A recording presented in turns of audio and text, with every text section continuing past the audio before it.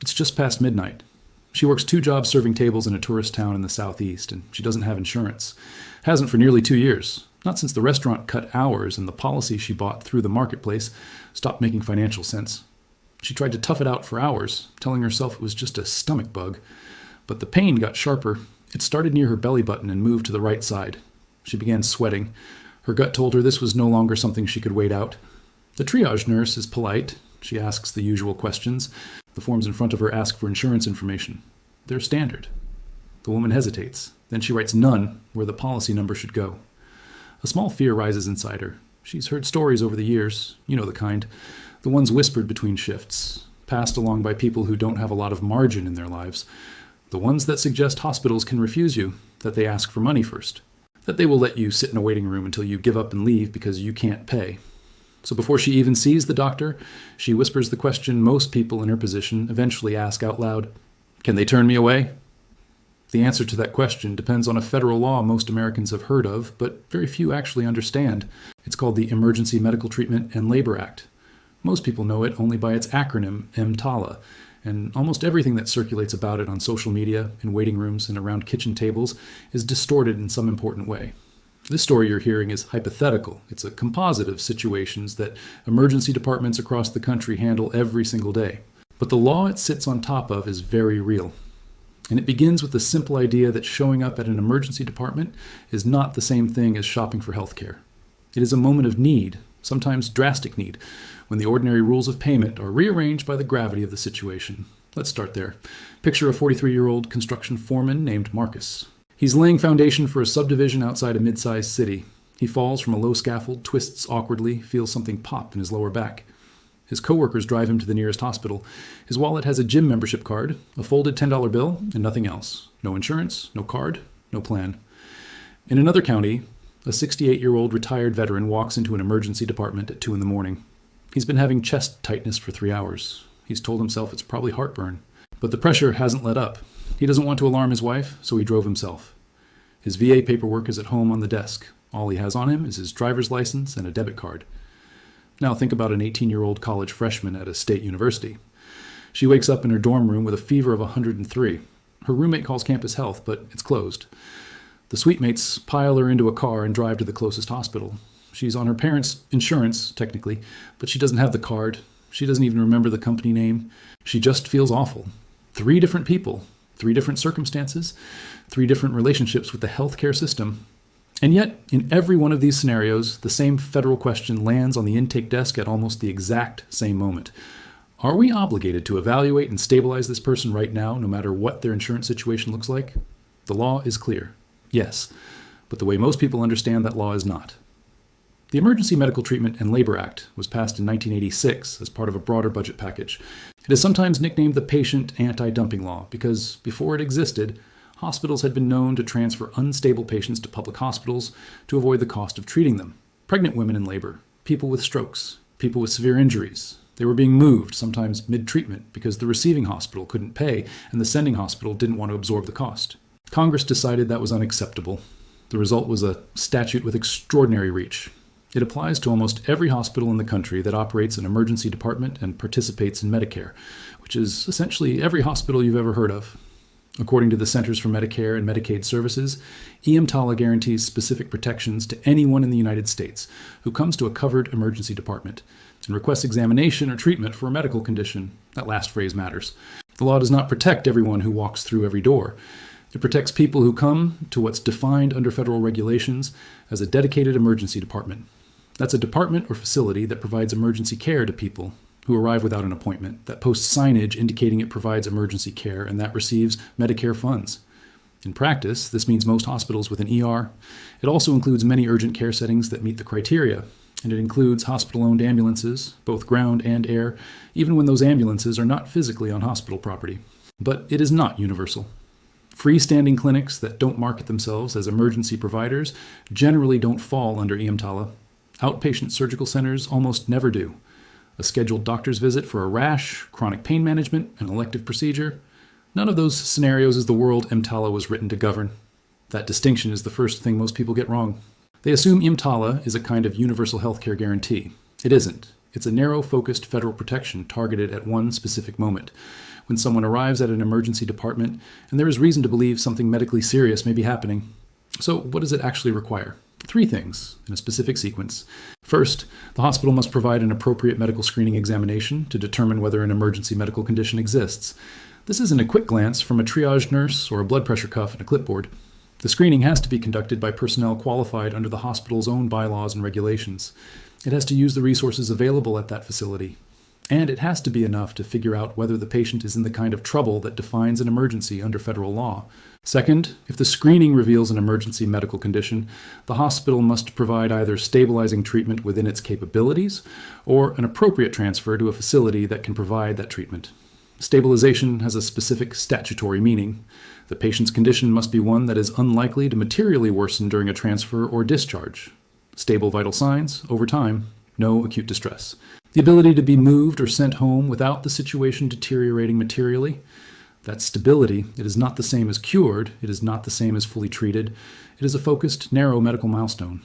Third, if the hospital cannot stabilize the patient and the patient needs capabilities the hospital doesn't have, the hospital must arrange an appropriate transfer. That involves a real set of obligations. The receiving hospital must agree. Medical records must travel with the patient. The risks and benefits of the transfer must be explained. Consent must be obtained when possible. And critically, any receiving hospital that has the specialized capabilities and the capacity to treat the patient is generally obligated to accept the transfer. It cannot refuse based on insurance status either. Now here's where most people misunderstand the law in a different way. EMTALA does not say the hospital cannot ask about insurance. It doesn't say the intake process has to look any particular way. According to CMS, a hospital can ask about insurance coverage and payment, as long as doing so does not delay the screening examination or any necessary stabilizing treatment. So when that waitress with the abdominal pain wrote none on the form, the hospital wasn't behaving unlawfully by asking. What would have been unlawful is letting that conversation, or that form, or that conversation about payment get between her and the screening she needed. That's the dividing line. The stressor that most patients don't see is the way triage decisions unfold once a person is in the system. Many emergency departments are crowded, many are understaffed. The waiting room can feel like purgatory, especially for someone whose pain isn't visible from across the room. EMTALA doesn't fix staffing problems. It doesn't shorten wait times. It doesn't guarantee that a non-urgent complaint will be seen quickly. What it does guarantee is that the decision to push someone forward through the system cannot be based on whether they have a blue card in their wallet. That brings up the most important misconception of all, and it's the one that causes real harm. EMTALA is not a substitute for health insurance. It is not free health care. It is not a ticket into the American medical system for ongoing care. Once a patient is stabilized, EMTALA's federal obligation largely ends. A hospital can discharge a stable patient who still has cancer, still needs chemotherapy, still has an infection that hasn't fully resolved. According to guidance from multiple legal and patient advocacy organizations, EMTALA does not require hospitals to cure underlying medical conditions, does not provide outpatient care, and does not cover ongoing treatment after stabilization has been achieved. That sounds harsh. In some cases, it is. There are situations where a stable patient still has serious, even life-altering needs. They will still get a bill. They will still be asked about insurance. They will still have to navigate the rest of the healthcare system on their own, or through whatever state programs, charity care pathways, or hospital financial assistance policies apply to them. This is the moment where many viewers feel like the law has failed them. It hasn't. The law was never designed to do what they thought it was designed to do. It was designed to do something narrower and more urgent. Let's explain that distinction with a real-world example, keeping it hypothetical. A 51-year-old small business owner has been ignoring a lump in her neck for months. She doesn't have insurance and doesn't qualify for Medicaid in her state. She finally goes to the emergency department because she started having trouble swallowing. The emergency physicians screen her. They identify that her airway isn't yet compromised, but she does have signs that concern them. They run imaging. They rule out an immediate life-threatening situation. They discharge her with outpatient referrals and instructions to follow up. EMTALA did its job in that case. It ensured she was screened. It ensured that an emergency medical condition was either identified or ruled out. It didn't promise her chemotherapy. It didn't promise her a treatment plan. That falls outside EMTALA. Contrast that with another hypothetical. A 46-year-old warehouse worker comes into the same emergency department with crushing chest pain. He's uninsured. He's never had a cardiac workup. Within minutes, the screening team identifies that he is, in fact, having a heart attack. His emergency medical condition is real and imminent. EMTALA now requires the hospital to stabilize him. If they can't, they must arrange a transfer. They can ask about insurance. They can talk to him about payment after treatment. But they cannot let payment influence the care provided for the emergency itself. Not in that moment. This is the difference that most people miss. EMTALA isn't about whether you'll see a doctor eventually. It's about whether an emergency gets identified and addressed when it actually matters. There are limits to that protection, and they're important. The hospital does not have to accept your insurance at the prices you wish it would. It doesn't have to forgive your bill. After stabilization, the financial relationship between you and the institution is governed by ordinary billing practice, by hospital financial assistance policies, and sometimes, in the case of nonprofit hospitals, by requirements under Section 501(1)R of the Internal Revenue Code. Those rules are real. Nonprofit hospitals are required to maintain written financial assistance policies and to limit certain billing practices for patients who qualify under their criteria. Eligibility generally falls somewhere between 200 and 400% of federal poverty guidelines, though the specifics vary by hospital and by state. But those policies exist outside EMTALA. They sit beside it. They do not extend it. EMTALA is not charity. It's a federal anti-dumping law focused on the moment when care cannot be delayed. There is another way this statute surprises people, and it's about how it actually gets enforced. There is no private right of action under EMTALA that lets you sue a hospital directly for damages in most circumstances. Most private lawsuits arise under state law theories like medical negligence, not under EMTALA itself. EMTALA enforcement happens through a federal regulatory chain. The Centers for Medicare and Medicaid Services investigates complaints. When CMS determines that a hospital has violated EMTALA, it reports the violation to the Office of the Inspector General at the Department of Health and Human Services. The OIG then assesses civil monetary penalties. As of mid-2024, those penalties can reach approximately $133,420 per violation for hospitals with 100 or more beds, and they can reach approximately $66,710 for smaller hospitals. Physicians who are responsible for the violations can face penalties as well, along with potential exclusion from federal health care programs. Settlements happen routinely. Many are in the tens of thousands of dollars. Some have reached seven figures. What this means in practical terms is that hospitals treat EMTALA compliance seriously, not because patients sue under it, but because the federal government does. It also explains why the law has the shape it does. It's not designed to make patients wealthy. It's designed to remove financial considerations from the moment of triage for an emergency condition. Now let's go back to the construction foreman with the bad back. He didn't have insurance. He had cash in his wallet and a coworker driving the truck. Under EMTALA, the hospital was required to provide an appropriate medical screening examination to determine whether his fall had caused an emergency medical condition. If that examination identified a spinal injury in progress, a fracture endangering the spinal cord, or any other threat to his bodily function, the hospital's obligation kicked in. Stabilization within its capabilities. Transfer if it didn't have the right specialists. All of it laid out under federal regulation, not at the discretion of the admitting clerk. If the screening exam didn't find an emergency medical condition, EMTALA's specific obligation ended at that point. He still might have needed care. He still might have needed imaging, follow-up, pain management, but those would fall to ordinary medical practice, sliding scale clinics, urgent care, charity programs, his state's options, depending on what was available where he lived. The same pattern holds for the veteran with the chest pain. EMTALA doesn't evaluate whether his symptoms are real or imagined. That's the medical screening examination's job. If the screening exam concludes that his symptoms could reasonably be expected, in the absence of immediate medical attention, to place his health in serious jeopardy, to cause serious impairment to bodily functions, or to cause serious dysfunction of any bodily organ, that is the statutory definition of an emergency medical condition. Once identified, the hospital acts. Insurance isn't the question. Stabilization is. Where viewers most often get confused is at the seam between EMTALA and ordinary healthcare. They think it covers more than it does. They think it requires hospitals to keep uninsured patients indefinitely. They think it covers cancer treatment, dialysis, mental health crises, in the absence of immediate risk, drug rehabilitation, things that have nothing to do with an emergency condition. It doesn't. A useful way to think about it is this. EMTALA kicks in at the moment the medical question becomes urgent. It ends, for federal purposes at least, when that urgency has been resolved or stabilized. After that, you're back in the regular healthcare system with all its complexity, gaps, and frustrations. That doesn't make the law weak. It makes the law precisely targeted. A law that tried to do more would be unenforceable. It would drown emergency departments and non-emergency visits. It would collapse the financial structures that allow emergency care to exist. EMTALA is restrictive in scope because it has to be. What it does is hold one specific line. That line is the most important one. A 71-year-old woman in a small town in the Midwest falls in her kitchen. Her hip breaks. She can't get up.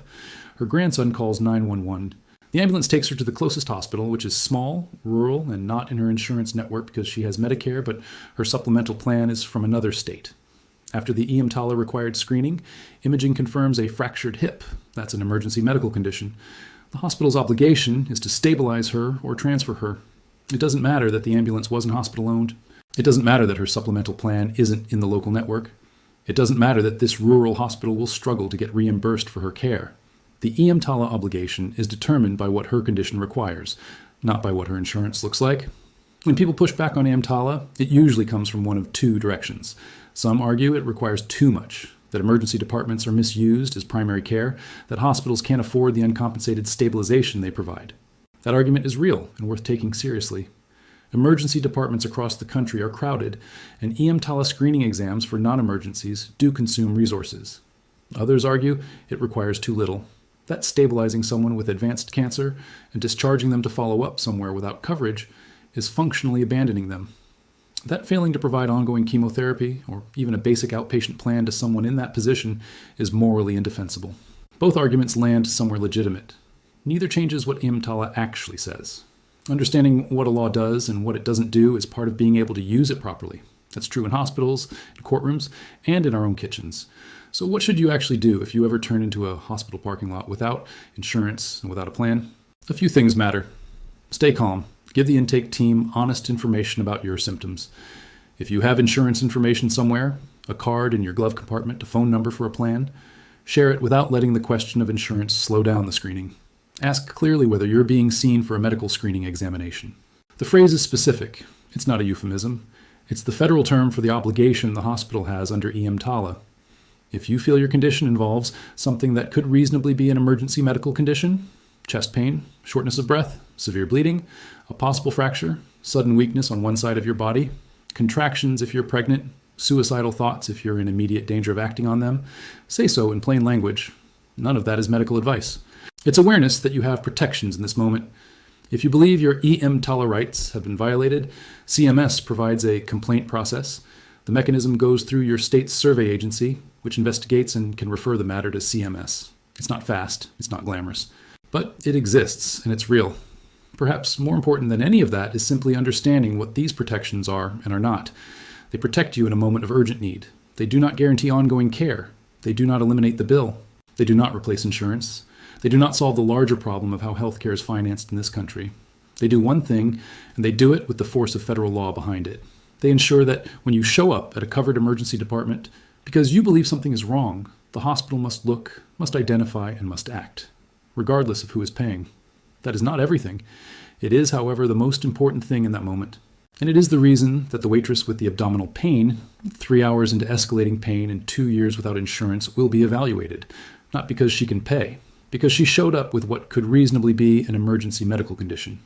That distinction has saved more lives than most laws on the books. Her story is hypothetical. The law behind it is as real as the Federal Register, and as old as 1986, and as relevant tonight in any emergency department in the United States, as it was the day it was signed.